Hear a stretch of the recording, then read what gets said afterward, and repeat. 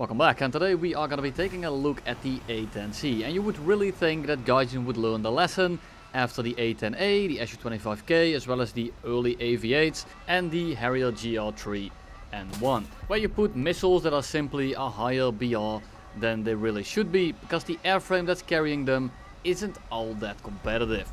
You create a massive shit show because you now have planes that fight missiles that they really shouldn't face altogether. Now the issue here, R60Ms and AIM-9Ls against flareless planes are, I think, more busted than a missile that can be flared but is a little bit harder and takes more countermeasures, but it's kind of the same issue nonetheless. We'll touch on this in a little bit here. I first want to take a look at what makes this A-10 different to the one that we already have in the game. Of course, we still have the gun that we are used to. We have the same kind of countermeasures, but we have an MAW now which warns us of incoming missiles, so that we don't have to look at them at all times. I do recommend turning it off, however, for the very simple reason that the Mars is quite sensitive and it will go off all the time and it will just dump all your countermeasures all the time. And you don't want this to happen. You need some countermeasures left over. I feel like sometimes even flares trigger the Mars, making it so that you simply shit away all your countermeasures without a good reason. But it's a great system because it does keep you on your toes and it makes it a little bit easier to handle dogfights with, or like in scenarios where you can't really look at everyone. You kind of just turn it on for that brief moment where you're not able to look everywhere and you just kind of tunnel vision. A fantastic system. I just recommend you to turn it off for the most part. Second, this thing gets an HMD, which is very welcome with the lack of sustained turn rate, as well as the AIM-9Ms in general. When you are pretty slow, it's good that you can, lead the missile without having to get the nose on target first, making it just that little more usable. And then lastly, we have the AIM-9Ms. And the AIM-9Ms are basically the same thing as AIM-9Ls, but the smokeless motor doesn't really do much in RRB, but the tracking suspension IRCCM definitely does. Now if you need help with flaring these things, or if you just want to know how they work, I made a video on IRCCM missiles a little while ago where we go in depth on how it works exactly. I don't want to go too much into it today because I've already explained it before. The A-10C is of course a ground pounder, but on this channel we like to fly everything as a fighter, and today is not gonna be an exception. Now I don't have the 10 kill game that I got on the A-10 a little while ago on my channel. If you want to see that, it's also gonna be in the description. But for today we are just gonna be looking at opportunities in this thing and just the way that we play the plane in general. I like to use terrain, as I do with a lot of these outmatched planes, so you can kind of sneak up on people. You are very slow. The turn rate is kind of okay. It does drop off quite hard and you're not really able to sustain it. But if you are going a decent speed, like above 600, 550, then you can pull into stuff, and the gun absolutely slams with of course 1100 rounds, and the AIM-9Ms are also definitely no slouch. But I like to just kind of hide from people and then pitch into them, hose them down, either a head-on or like from behind, third-party people. This thing is an absolute rat fighter, and it is not very good when it comes to 1v1s and just when you are the only one that they pay attention to. Now luckily most of the people that you run into aren't fantastic at the game, and on top of it a lot of people just are not aware or are not familiar with flaring AIM-9Ms altogether, making them pretty damn dangerous. As time goes on they might become a little bit less effective, but AIM-9Ms are missiles that you don't really flare on accident all the time. You do need to know how to defeat them.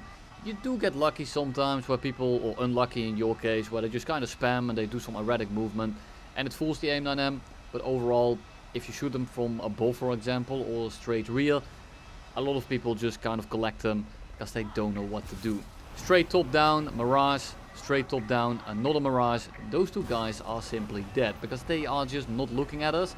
And even if they are, if you flare in a straight pattern, you're not going to fool it at all. That's the first two kills, and then we turn around, we see a J-7 as well as an F-111. Now neither of these planes are particularly scary as long as there's multiple people around. The J-7 absolutely slams us in a dogfight, and we do need to be careful of it. So I just want to kind of shoot him in the head on. Now luckily that thing, well, it doesn't have radar missiles, so we are actually able to contest him at a decent alt, and we don't have to start notching, we don't have to use terrain, we can simply just fly right at it. F-111 dodges the head-on burst, J-7 comes back in after being grit, we just flare the missile, we dodge his gun, and we try to go up and over and try to spray him down. Now unfortunately he's too fast. That is a phrase you will say very often with this plane. And then we will go in here and finish off the F-111C that has very clearly been severed. So we shoot him in the cockpit, target finished off, and I am going to get a little bit of RP out of it. Now JX-35 just does not have the flares to really deal with us. If I have 2 missiles left and I'm on his 6, I ripple both of them off. If the first one doesn't hit, the second one very likely will, especially if he already used 1 or 2 of his flare pops. He just doesn't have the ability to consistently flare a missile like the AIM-9M. And that's another issue with this plane, where a lot of enemies that you run into, they just don't have enough countermeasures to really deal with you. I was about to shoot a missile at the Mirage, but he was too fast, didn't feel confident that that was going to hit. And he already had a teammate on the 6, so I thought, well, I'm just going to spare this missile for now. And we are going to fly towards the middle of the map and see if we can get something done. Now for now I'm going to just kind of sit on the altitude of this mountain here, just so that it blocks line of sight, makes it so that they can shoot the radar missiles at us. And hopefully it means that I am not spotted. I might be spotted by the Mirage over there, and then the F4E comes over the mountain, or at least spotting wise. He has a sideline on me now and I might be spotted, but for now I'm just going to be ignoring them. I see the JX-35 and I feel like I want to third party this guy right now, because he is most likely going to be killing the F-14. Now I hope that the F-14 survives for a little bit longer so that I can come in and help him out. F-14 seems to have somewhat reversed him, but the JX-35 is already turning around and the F-14 is not going to get a shot on him, so we kind of just pull in, we get some shots, we don't manage to hit him, we turn around, we kind of just full send it, we pre-flare a little bit, just in case there is something on the way, and we just kind of hold the trigger down, and infloat his plane. F-14 comes in, at this point I can't really notch, I can't really do much, so we just go into the multipad. Going head on with an F-14 is not a great idea most of the time, because they will just shoot a missile at you. Here we lead the rocket for the missile, F-14 is way too slow. Down goes the F-14 and we go find another mountain to hide behind. Now for now we have a little bit of breathing room and we're gonna use that to do nothing, because there is the F4E. And the real issue with this thing is that people just kind of come into you, they keep pouring in and you don't have the ability to ever get your speed back up. Now it's not a massive issue because you are just slow altogether. And a MiG-27 for example is great to add on because, well, he doesn't have any radar missiles. So if you pre-flare the R60s, then we should be completely fine. Now be careful of the gun because he also has a 30 mil, but he has nowhere near the ammo and the velocity is quite a bit lower. If you hit him with 1 or 2 rounds, his plane will be absolutely disintegrated. Now for the last guy here for now, we have the F4E who's playing pretty passively. That's what he should do. He shouldn't try the dogfighters outright, at least not at the start. But from the position that he's in right now, when he's coming directly from the top, he can most definitely just send the fight right here. But he's going to choose to make a pass and then fly away. Now for now we only have 1 AIM-9M left. So I just want to keep it for a little bit and see if he wants to go into a stall or something like that. And he is not taking it. He's simply flying away, which is fair game to him. And we are just going to break off and give him a little bit of room so that he re-engages us. Because I want to kill him as quickly as possible, as the tickets are rather low and I don't want to get third party. So I feel like here he's going basically vertical. He only dropped like 2 flares, so I thought he was dead. But this is one of those instances where the missile doesn't know where he is and it explodes like 10 kilometers away from him. Unfortunate, and now we're out of missiles, but we do have some teammates alive and all I need to do really is just keep this fight going. In the meantime, the tickets are going down on their own. Of course, one of my favorite additions to the War to the gameplay loop. So we shoot some rounds in the head-on. He actually dodges. Make sure that we don't telegraph or dodge too much. So I dodge and then I kind of fly straight for a little bit and then dodge again. Makes him miss the shot.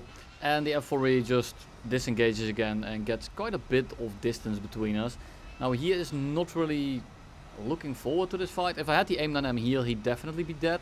Because that is like an angle that I don't think he would accidentally flare, but he's just taking so long, he's taking so little risk that, again, and I say this all the time in a lot of my videos, taking 0 risk ends up being more risky than taking a little bit of it. Because now he's so busy trying to kill me and he's trying to play it so safe that he takes so long that, guess what, my teammates are gonna arrive and he is gonna end up with absolutely nothing. So we pitch up over his nose. I haven't been doing that for a bit and I felt like I would be able to get directly behind him, so we hold the trigger down. We lead his shots, he dodges a little bit, and then he dodges to the right, and I just kind of draw a line while pulling. Unfortunately, we only get a hit, and he ends up dying to someone else. JH7 comes in, we don't have too much ammo, and I feel like I could probably hit him here, so I take a very small burst, We underlead completely. He's also dodging a little bit. And we are now chasing the J87. But again, we just don't have the tickets to really do anything. And the F-14 just got hit by a missile. And the MiG-23 also isn't looking too good. So what do? We pitch up straight into the J87. Why? I at least want to try and get a kill out. We have 162 rounds left. And this guy's pretty slow. So for now I feel like I can pressure him somewhat.